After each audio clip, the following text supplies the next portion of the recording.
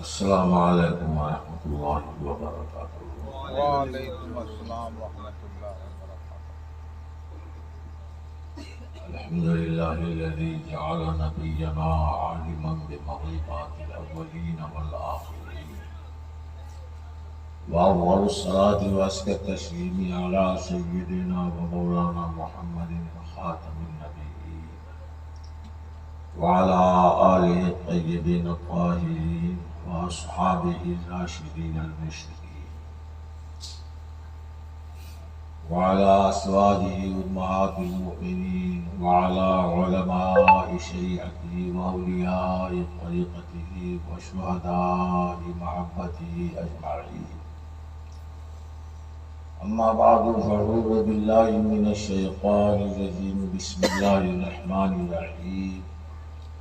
قل من حرم زينة الله التي أخرج لعباده والطيبات من الرزق قل هي للذين آمنوا في الحياة الدنيا خالصة يوم القيامة كذلك نفصل الآيات لقوم يعلمون. آمنت بالله صدق الله العظيم وصدق رسوله النبي الأمين الكريم. جو شاید تیری نگاہ سے گزری درود پر ہر جزو کل ہے مظہر انوار مصطفیٰ نبی اور آل نبی کی بارگاہ عالم پناہ میں درود و سلام کا ہدیہ محبت پیش کرنے کی سعادت حاصل کیجیے. اللہم صلی علی سیدنا مولانا محمد وعلى الوجود والکرام وعلى آلہ الکرام وصحبہ العظام وابنہ الکریم الغوث العظم وامتہ الکریمہ وسلم وبارک. سبحان اللہ. صلاة وسلام علیک یا رسول اللہ صلی اللہ تعالی وسلم وبارک علیک وعلى آلک واصحابک اجمعین.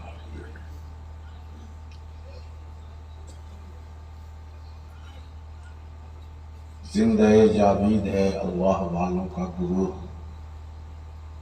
امت مرحوم سو سکتی ہے مر سکتی نہیں.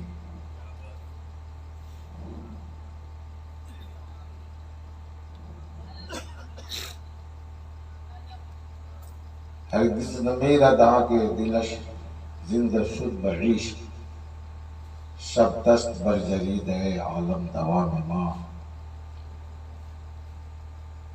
برادران اسلام، کوئی لمبی چوڑی تقریر لے کر میں آپ کے سامنے حاضر نہیں آیا ہوں. بس ایک بات، ایک حقیقت، ایک سچائی اور ایمان کا ایک پہلو آپ کے سامنے رکھ کر انشاءاللہ آپ سے رخصت کی اجازت چاہوں گا.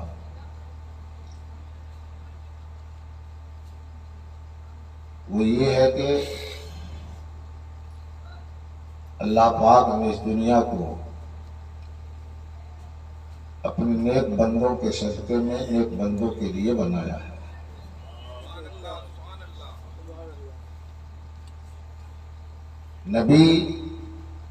نبی آخر الزمان خاتم پیغمبران حضور حضرت مصطفیٰ محمد رسول اللہ صلی اللہ تعالی علیہ وآلہ وسلم کے صدقے میں نبی پاک صلی اللہ علیہ وآلہ وسلم کے لیے، اور نیچے سے چلے تو نبی کے غلاموں کے صدقے میں اور ان کے لیے یہ دنیا بنائی گئی.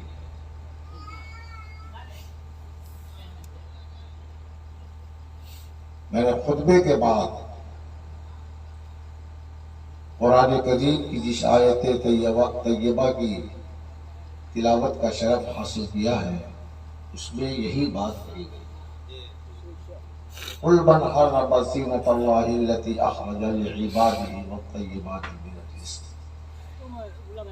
محبوب فرما دو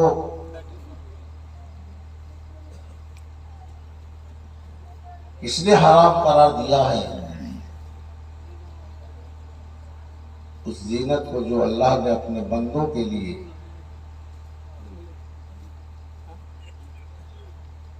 پیدا کیا ہے، اور ستھری روزیوں کو قل ہی للذین آمنوا فی الحیات الدنیا، محبوب فرما دو یہ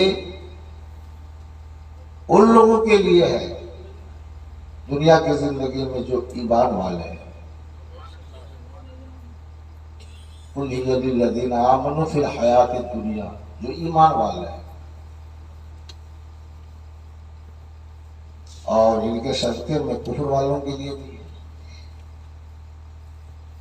اس دنیا سے کفر والے بھی استفادہ کرتے ہیں، امتحان ان کا بھی ہوتا ہے اس دنیا میں بھی، لیکن دنیا ایمان والوں کے لیے ہوتی ہے۔ ایمان والوں کے صدقے میں کفر والے بھی دنیا میں آتے ہیں، دنیا سے فائدے اٹھاتے ہیں۔ قل ہی للذین آمنوا فی الحیات الدنیا خالصۃ یوم القیامہ، لیکن قیامت کے دن یہ لذتیں، یہ راحتیں صرف ایمان والوں کے لیے خاص ہیں۔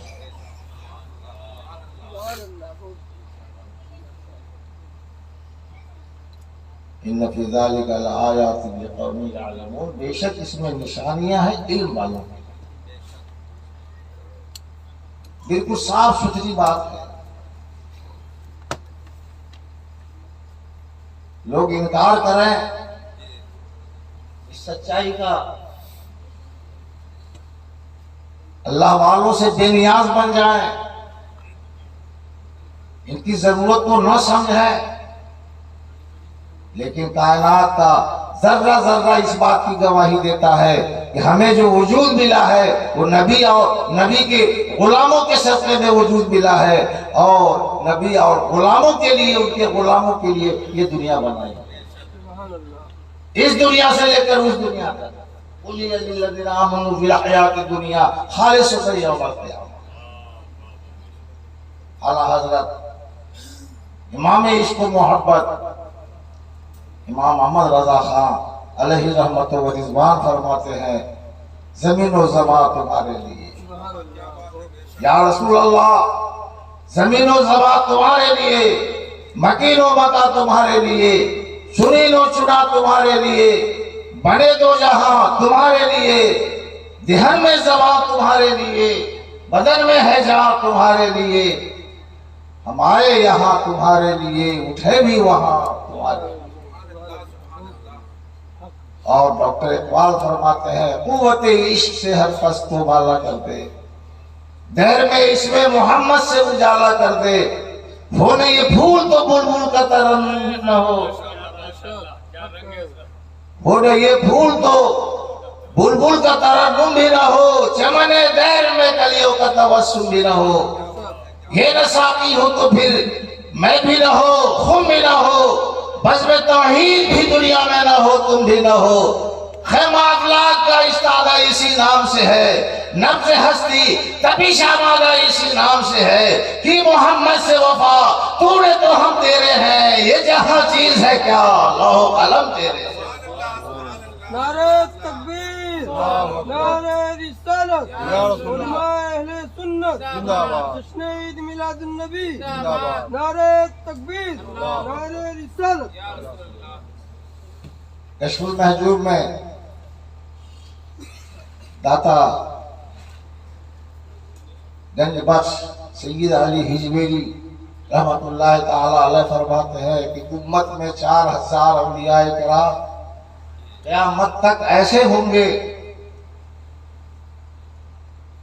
جنہیں آپس میں بھی ایک دوسرے کی پہچان حاصل نہیں ہے۔ 4000 ایسے امت میں ایسے اولیاء رہیں گے قیامت تک، اور 356 اولیاء کرام تو وہ ہیں جو نظام کائنات کے چلانے پر مقرر ہے۔ یہ ہوا، یہ آگ، یہ پانی، یہ مٹی، اربعہ عناصر، آؤ ان عناصر سے بنی ہوئی دنیا کا نظام یہ اولیاء کرام چلاتے ہیں۔ جس میں 300 عام اولیاء ہیں، 40 ابدال ہیں، اوتاد ہیں، 4 نجبا ہیں، نقبا ہیں، اور سب کے جو حاکم اعلیٰ ہوا کرتے ہیں وہ غوث ہوا کرتے ہیں۔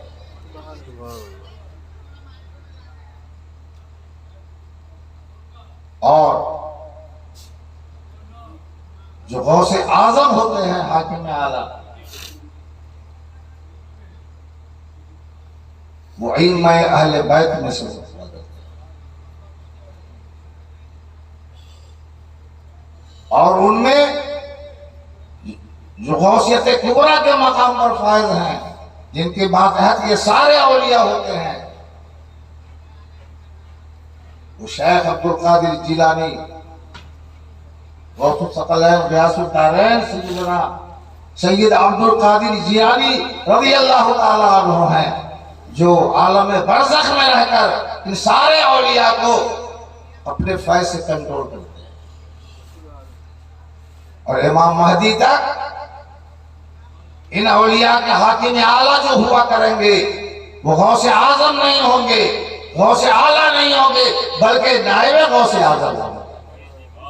اب اس مقام پر غوثیت کبریٰ کے مقام پر حضرت امام مہدی تشریف لائے۔ لکھتے ہیں داتا رحمت اللہ تعالی علیہ کہ دن رات کے 24 گھنٹوں میں نظام کائنات چلانے والے 356 اولیاء کے ذمے یہ خدمات ہوتی ہیں کہ وہ ساری دنیا کی سیر کر جاتے ہیں، ساری دنیا کی سیر کر جاتے ہیں، اور ہر مخلوق پر اپنی نگاہ فیض ڈالتے ہیں۔ جو جگہ ان کے نگاہ فیض سے محروم ہو جاتی ہے اس جگہ پہ اللہ کا عذاب آتا ہے۔ کوئی حادثہ آتا ہے، کوئی خوفناک رونما واقع ہوتا ہے، اور جب وہ حادثہ آتا ہے، کوئی عذاب الہی آتا ہے طوفان کی شکل میں اور قتل عام کی شکل میں، جس شکل وبائی امراض کی شکل میں، جس شکل میں بھی کوئی وبا آتی ہے، تو پھر غوث اعظم اللہ کی بارگاہ میں دعا فرماتے ہیں اور اپنی نگاہ فیض اس علاقے پہ ڈالتے ہیں، تو پھر اللہ تعالیٰ ان کی دعا کی برکت سے اس عذاب کو اٹھا لیا کرتے ہیں۔ بات سمجھ میں آ رہی ہے؟ اس دنیا کا وجود اللہ کے محبوب بندوں کے لیے، ان کے صدقے میں یہ نبض ہستی چل رہی ہے۔ آسمانوں کا یہ خیمہ اولیاء کرام کے وجود بابرکات سے قائم ہے، زمین کی یہ فرش اولیاء کرام کے لیے بچھائی گئی ہے، سورج کا یہ نظام اولیاء کرام کے لیے چلایا گیا ہے، چاند کا یہ سسٹم، ستاروں کی یہ بزم جو سجی ہوئی ہے وہ اولیاء کرام کے لیے ہے، اولیاء کرام کی وجہ سے ہے۔ اگر ان محبوب بندوں کا پیدا کرنا اللہ کو مقصود نہ ہوتا تو پھر یہ دنیا نہیں بنائی ہے۔ نعرہ تکبیر، نعرہ رسالت، جشن عید میلاد النبی، مسلک اعلیٰ حضرت، علماء اہل سنت، نعرہ تکبیر۔ اصل میں تو یہ دنیا نبی پاک صلی اللہ علیہ وسلم کے لیے آپ کے صدقے میں بنائی گئی ہے، اور پھر آپ ہی کے واسطے سے یہ اولیاء کرام بھی دنیا کے بننے کا سبب بنتے ہیں، وسیلہ بنتے ہیں، دنیا کے چلنے کا سبب بنتے ہیں، وسیلہ بنتے ہیں، سلسلہ بسلسلہ تسلسل کے ساتھ۔ اتنی بڑی ضرورت ہے ہماری اولیاء کرام، لیکن افسوس کے ساتھ کہنا پڑتا ہے کہ جہاں اور بہت سارے عقیدے، نئے عقیدے، گمراہ کن عقیدے اسلام کے پاکیزہ دامن سے جوڑے گئے، وہیں ایک عقیدہ یہ بھی جوڑا گیا 200 سال پہلے کہ اولیاء کرام اور اللہ کے بیچ، یا اولیاء کرام اور ہمارے بیچ کوئی واسطہ اور وسیلہ نہیں ہے۔ خاص کر وہ اولیاء، اللہ کے وہ محبوب بندے جو پردہ فرما گئے، مرے جی سے ظاہری حیات والے اولیاء کرام کو تو وسیلہ بنا بھی لیا گیا، لیکن جو انتقال فرما گئے وہ ہمارے لیے وسیلہ نہیں، ہمارے لیے کوئی راحت کا سامان وہ نہیں، ہمارے لیے کوئی سفارشی وہ نہیں ہے۔ یہ عقیدہ دنیا کو دیا گیا، امت مسلمہ کو دیا گیا، اور آج بڑی تعداد میں ایسے لوگ پوری دنیا میں پھیلے ہوئے، عرب سے لے کر عجم تک، مشرق سے لے کر مغرب تک، شمال سے لے کر جنوب تک اس عقیدے کو پھیلایا جا رہا ہے کہ وسیلہ کچھ نہیں ہے۔ خاص کر انتقال یافتہ ولیوں کا وسیلہ تو کچھ ہے ہی نہیں، بلکہ اس کو شرک کے کھاتے میں ڈالا گیا ہے، اور ہمارا نام قبر پوجوا رکھ دیا گیا ہے۔ ولیوں کو توسل کرے، ان کو وسیلہ بنائے، ان کو صاحب علم جانے، ان کو صاحب تصرف جانے بعد انتقال، تو کہا جاتا ہے کہ یہ شرک ہے۔ اور بعض بدمعاشوں نے تو اس کو شرک صغیر قرار دیا، جو کفر کا ایک پارٹ ہے۔ ہر شرک کفر ہے، اور کفر کی شرک کی بخشائش بھی نہیں ہے، معاذ اللہ رب العالمین۔ اب ہم دکھاتے ہیں آپ کو کس طرح سے بعد انتقال مومنین تو مومنین ہیں، اولیاء تو اولیاء ہیں، بعد انتقال مسلمانوں کے بچے بھی ہمارے لیے صاحب شفاعت ہیں اور صاحب راحت۔ آپ نابالغ بچیوں کی جو دعا پڑھتے ہیں نماز جنازہ میں، اس دعا کے الفاظ کیا ہیں؟ اللہم اجعلہ لنا، لڑکا ہے تو نابالغ، اللہم اجعلہ لنا فرقا واجعلہ لنا اجرا وظفرا واجعلہ لنا شافعا ومشفعا۔ اور لڑکی ہے تو نابالغہ، ہاں بول رہے ہیں، یہ قواعد کی وجہ سے ایسا ہے کہ اللہ ہم کو، ہمارے لیے اس بچی کو، اس بچہ کو سامان راحت بنا دے۔ فرد کہتے ہیں ایسے چند لوگوں کو جو کسی قافلہ کے لیے آگے بڑھ کر اس کے رہنے سہنے کا، آرام و آسائش کا انتظام کریں، اس کو فرد بولتے ہیں۔ یہ بچے، جس بچے کی ہم نماز جنازہ پڑھ رہے ہیں، یہ ہمارے لیے سامان راحت ہے، اللہ سے دعا کرائی جا رہی ہے۔ یہ حدیث کے الفاظ ہیں دعا کے، کسی مولانا کے جوڑے ہوئے جملے نہیں ہیں، بنائے ہوئے جملے نہیں ہیں، مولانا کے دی ہوئی ترکیب سی الفاظ جملوں کی شکل میں نہیں ڈھل گئے ہیں۔ اللہم اجعلہ لنا فرقا، اے اللہ اس بچے کو، اس بچی کو ہمارے لیے راحت کا سامان بنا دے، پیشرو بنا دے، واجرا وذخرا، اور اجرا اور ذخیرہ بنا دے، واجعلہ لنا شافعا ومشفعا، اور اس کو ہمارے لیے ایسا پیروی کار بنا دے جس کی پیروی، جس کی شفاعت رد نہیں ہو، مقبول ہو، شافع بھی ہو، مشفع بھی ہو۔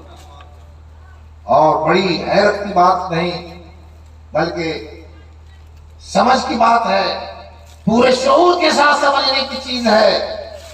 یہ دعا صرف ان بچوں کے لیے نہیں ہے جو حافظوں کے بچے ہیں، قاریوں کے بچے ہیں، پرہیزگاروں کے بچے ہیں۔ یہ دعا معاذ اللہ شرابی مسلمان کے بچوں کے لیے بھی یہی دعا ہے، زواری کے بچوں کے لیے یہی دعا ہے، بے نمازی کے بچوں کے لیے یہی دعا ہے۔ کیوں ہے دعا؟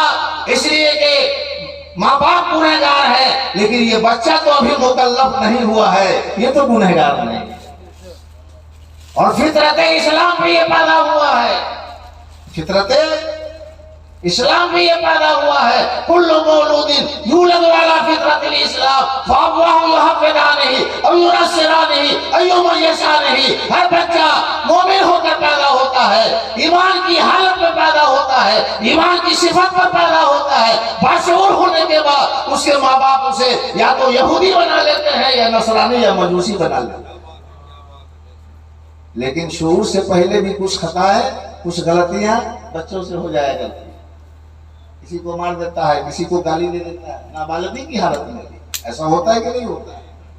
کچھ خطائیں تو ہوتی ہیں، لیکن ایسی خطا نہیں جس سے باز پرس ہو، جس کا وہ جواب دہ ہو مطلب یہ ہے کہ اگر شرابی، کبابی، جواری، بے نمازی، سودخور کا بچہ اگر گناہوں سے صاف ہو کر دنیا سے گیا ہے اور گناہ کی منزل میں وہ نہیں پہنچا ہے، کوئی حیرت کی بات نہیں ہے، اس لیے کہ ابھی اس کی عقل اس مرحلے میں پہنچی نہیں ہے جس کی وجہ سے شریعت کے احکام کا اسے ذمہ دار بنایا جائے۔ تو اس لائق ہے کہ مرنے کے بعد وہ ہمارے لیے اجر کا باعث بنتا ہے، ذخیرہ رحمت بنتا ہے، ہمارے لیے پیشرو راحت کا ذریعہ بنتا ہے، اور سب سے بڑی بات تو یہ ہے کہ ہمارا وہ شافع بنتا ہے، اور ایسا ویسا شافع نہیں، مشفع بھی ہوتا ہے۔ تو جب گناہگاروں کے بچوں کی یہ شان ہے تو غریب نواز تو ولی میں ولی ہے، یہ کیوں نہیں ہمارے لیے بعد انتقال سامان راحت بنیں گے؟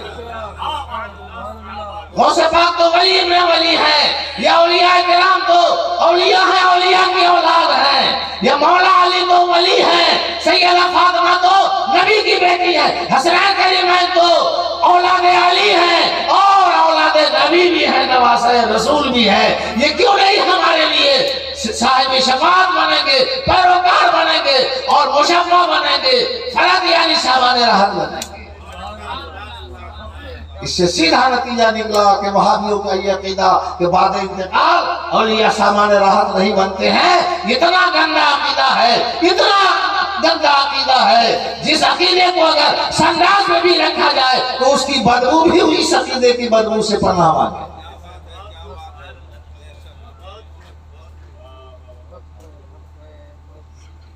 بات سمجھ میں آ رہی ہے؟ جہنم کی آگ کا ایک حصہ وہ ہے جسے جہنم بھی پناہ مانگتا۔ اس لیے مسلمانوں یہ عقیدہ بالکل ہی مسترد کر دینے کے لائق ہی نہیں، ضروری ہے۔ الحمدللہ میں تو قرآن و سنت کی روشنی میں اس حقیقت تک پہنچ کر مطمئن ہوں کہ آج ایسے بہت سارے بدعقیدے دور صحابہ بھی پیدا ہوئے، جیسے خارجی فرقہ، اور دیکھ رہے ہیں آپ اس فرقے کی بدعقیدگی کی لعنتیں، نحوستیں کس شکل میں سامنے آئی۔ حضرت عائشہ کا حضرت فاطمہ سے جنگ جمل میں مقابلہ ہوا، اتنے صحابہ شہید ہو۔ اسلام تو غالب مذہب ہے ہی، آج بھی اسلام غالب ہے، کوئی اسلام کو مغلوب نہیں کر سکتا ہے، نہ کوئی خطرے میں ڈال سکتا ہے۔ اگر کوئی کہتا ہے اسلام خطرے میں ہے تو اسلام تو اللہ کا بھیجا ہوا دستور حیات ہے جو قرآن کی شکل میں ہے۔ اگر اسلام خطرے میں پڑ جائے گا تو اللہ کا قرآن خطرے میں پڑ جائے گا، اور اللہ کا قرآن اللہ کا کلام ہے، اور اللہ کا کلام اللہ کی صفت ہے۔ اسلام کے خطرے میں آنے کا مطلب یہ ہے معاذ اللہ اللہ خطرے میں پڑ گیا ہے۔ گھبراؤ نہیں، اسلام کبھی خطرے میں نہیں پڑ سکتا ہے، ہم مسلمان خطرے میں پڑ سکتے ہیں۔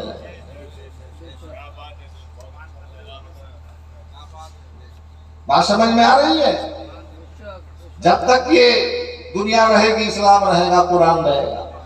قرب قیامت میں قرآن مصحفوں میں جو لکھا ہوا ہے، یعنی کاغذوں پہ جو لکھا ہوا ہے، ایک بیک اٹھ جائے گا، بس اب کوئی مسلمان روئے زمین پر نہیں رہا۔ قرآن کے